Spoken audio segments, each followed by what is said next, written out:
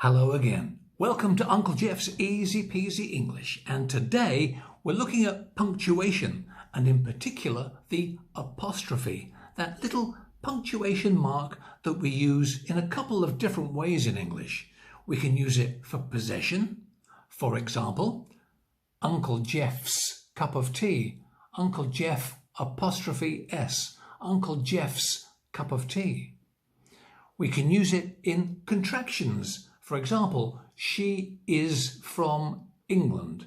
She is, she's, she apostrophe S. She's from England. Occasionally, an apostrophe is used when the first two numbers of a year are taken out. For example, he was born in 89. He was born in apostrophe 89. Instead of 1989, use an apostrophe and shorten it. He was born in 89.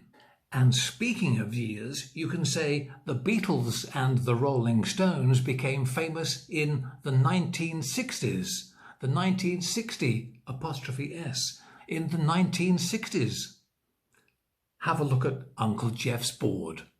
So, first of all, for possession, Uncle Geoff's cup of tea. Uncle Geoff's cup of tea. Apostrophe. Uncle Geoff's cup of tea. The next one. Contractions. She is. She's. She's from England. She's from England. Look at the date. It was in 89, not 1989. Take away the first two digits, put an apostrophe. It was in 89.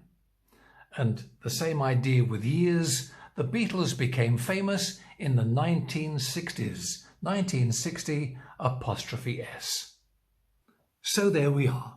Punctuation and the apostrophe. Easy peasy.